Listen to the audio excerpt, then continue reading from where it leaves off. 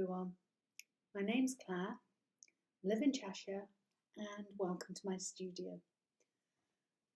It's incredibly blustery outside this afternoon, so I'm very, very pleased to be indoors talking to you about my work today. I am a painter and a designer. I paint mainly in watercolour. That's my preferred medium, and I love watercolour. Love working on paper. I love the effect of watercolour, and I love the vibrancy in the paint.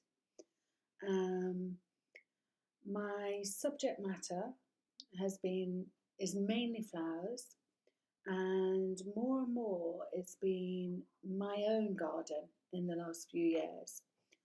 About 3 years ago, a friend of mine gave me some tubers, dahlia tubers, and then I met a dahlia grower from Manchester, Stockport, and he opens his garden every year as part of the National Garden Trust, and he has hundreds of varieties of dahlia, but he selected me some beautiful dahlias to paint. He knows that I love colour, and he has given me all sorts of dahlias also, and I just adore all the different colours, all the different shapes, pom-poms, spiky, water lily, whatever the sort of shape you can get, I just adore them all.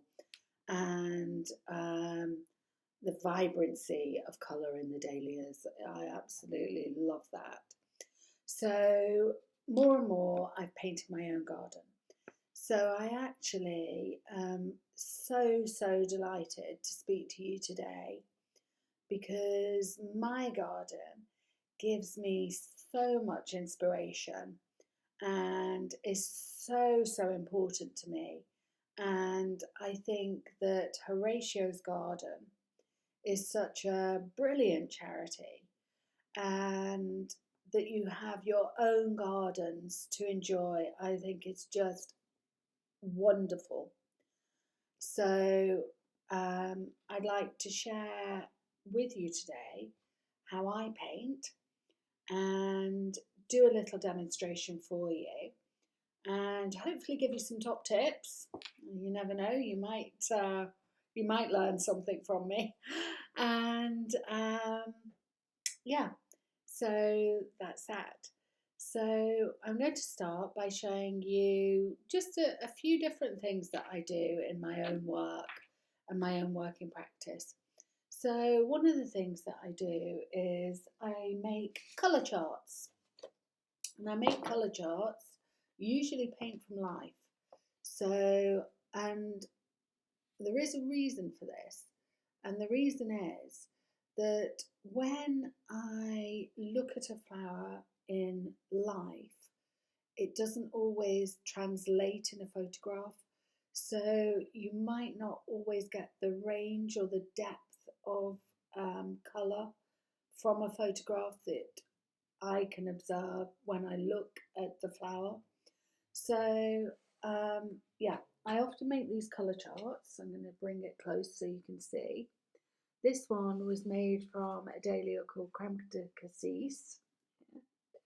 And what I do is, all the writing, maybe it's back to front, I don't know.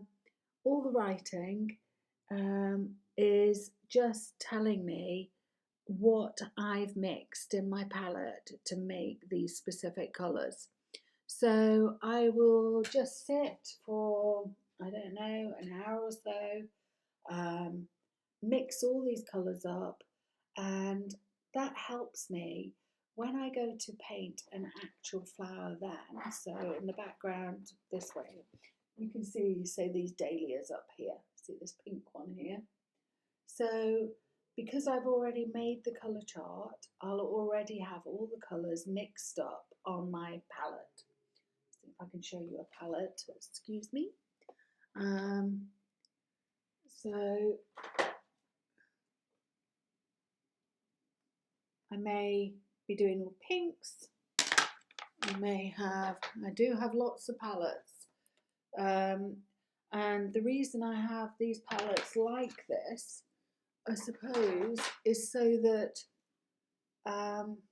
they're specific to the individual thing that I'm doing. I don't always keep them like this. I do clean them off. And I would say, particularly with watercolour, I think what I love, and when I'm pleased with my own painting, I have a clarity of colour. And so I would always say that if you were painting, to try and keep your palette clean so that you just have this particular colour here, and you keep your water clean so you're not mixing a dirty colour into a clean colour, and then you keep that freshness and vibrance in the paint and in the painting. And I for me, that's important. So this is another colour chart from a dahlia in my garden called Festival Summit, and you see all the beautiful colours that I saw or observed in this flower. And this is a painting I did. This is a 600-gram paper, so it's quite a heavy paper, and this is the actual flower itself. So if I hold that in front so you can see, hopefully you can get an idea of what that flower looks like. And I absolutely adore this flower. I think it's one of my favourite dahlias. And it has pink tips and a deep orange in it, and I just adore it. So that's a painting from a colour chart, and I have another one here. And again, you can just see, I just love all the different colours and varieties of the dahlias, from the very darks to the very lights. So they're just a couple of my paintings, and I like making these little circles as well, as if they're like little seed balls floating in the air. So that's what they are. And I also sometimes start by doing a study sheet. So this was some freesias. Again, I was going to do a painting of these freesias on different colour backgrounds. So I've just done little test strips around them so that you can see and mark the colours on them, just for my own reference. So I think it's a very good idea when you're painting to just mark down what the colours are, because I've often found that I might have painted something and I haven't written the colour down, and then I go back to it and I think, what was that? What exactly was that? And this way, you just know, you just get to know. And I think it's a really useful tool. So the freesia painting became a painting like this. So it's got different colour backgrounds on it. And I often do paintings with colour backgrounds. Like there's a big one up there, and there's a little one over here. Got some more here. So this was a geranium I painted with a pink background and a shadow, and an outdoor geranium. So that's from the garden. And I've forgotten the name of this flower. Should know this. It begins with A. You'll probably know. Somebody will know out there. When I'm painting these paintings, let me just bring it a bit closer so you can see. I mask out the flower itself and I paint the backgrounds, and then I paint the flower. And I do on some of them very big washes, and I use salt to texture, and sometimes I texture with I'll have to get the paintings sometime and show you, but I maybe score lines into it. This was just a little experiment I did with masking fluid. You can get masking fluid pens, but you can build up quite nice textures with these pens. So when I start to paint, I'll show you exactly how I do this. And I do keep sketchbooks, and in my sketchbooks, I just have all sorts of little bits and bobs, different flowers I've painted. That's just little technique things, working stuff out. So all sorts of things. Little, again, colour swatches. These were swatches done on painted backgrounds. Just for reference and just playing. So it's very important, even though when I'm actually doing something from direct observation, it's still important just to have a little play. So, you know, I think that's what I do in the sketchbook, that's what I do on the worksheets. So hopefully you'll see that in the work. Okay, that's that for now. So here I am painting a small beetroot for you that I've got in front of me in the studio. And I already have the colours mixed up on my palette, or most of them, ready to begin to work. And as you can see, I'm just studying the form of the beetroot to start with and putting a wash down at the top. And in a minute I'll be introducing some more colour. So here's a purple. And basically I'm just trying to run one colour into the next colour. So I think you could say this technique is wet on wet, and I'm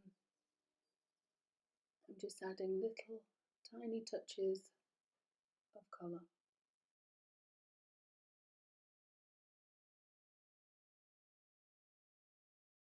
Come to the bottom here. I don't want this dark colour to run too much into the colour that is already there, because if it does, it'll just take over the colour. So I'm just carefully putting that colour in so that it doesn't run too much. And you can see that when I take the brush away, I'm actually wiping the brush to make it drier, and then I'm just pulling the colour that is on the paper out to make those small marks.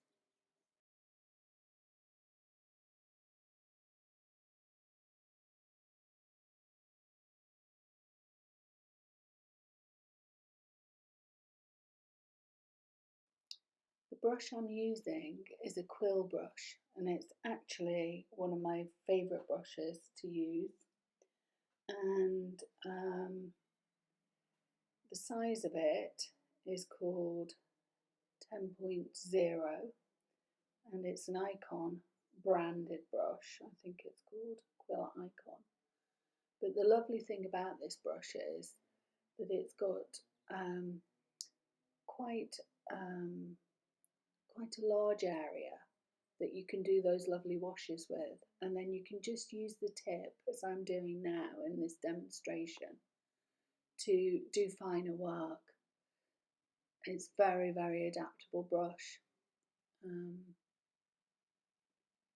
Just adding more colour. So again, this is all wet on wet work, and I really like the way that this paint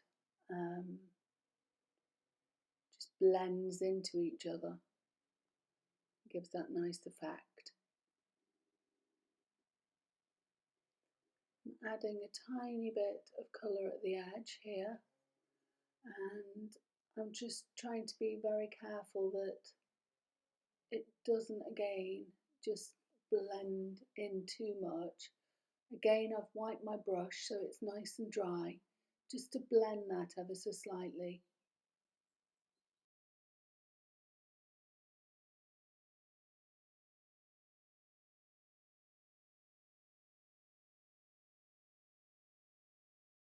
So I'm actually here using the paintbrush a little bit like a pencil, and I'm just drawing with it. So I'm just looking at the beetroot in front of me and drawing the shape of the top of the beetroot where it meets the leaves.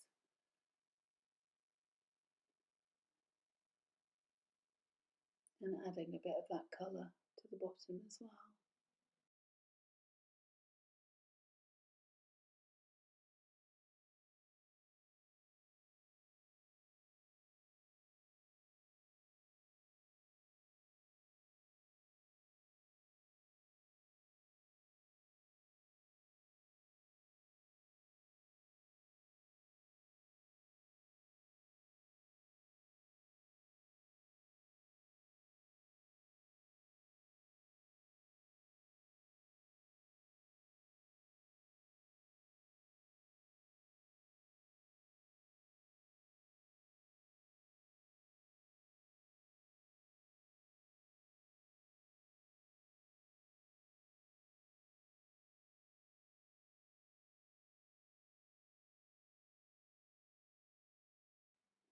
Again, these are all little wet on wet sort of techniques, but I'm just trying to control it slightly so they don't run everywhere. And here come the leaves.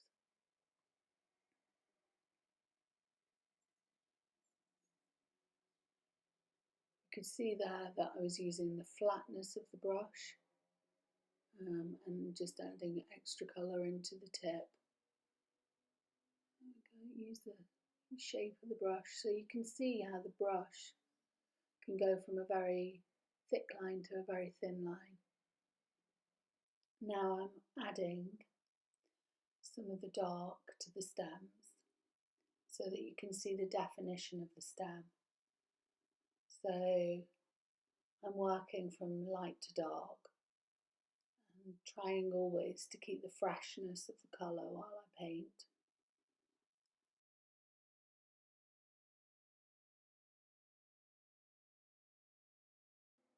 So now I'm starting to paint the leaf that is on the beetroot.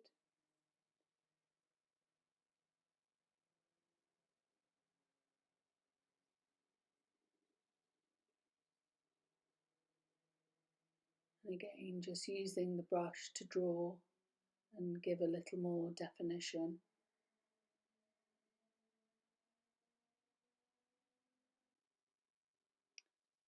So now you can see that what I'm about to do is again use the paintbrush like a pencil, and we're drawing the veins of the leaf in. Now it's just an impression of them. I'm not painting every single vein in.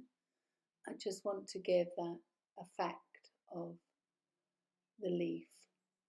And here again using the side of the brush, and this paint is quite watery, so I get a nice flow to the leaf. I use a sap green and a cinnabar light green light extra. So the very light green is the cinnabar green, and the deeper green that you'll see in a minute is sap green.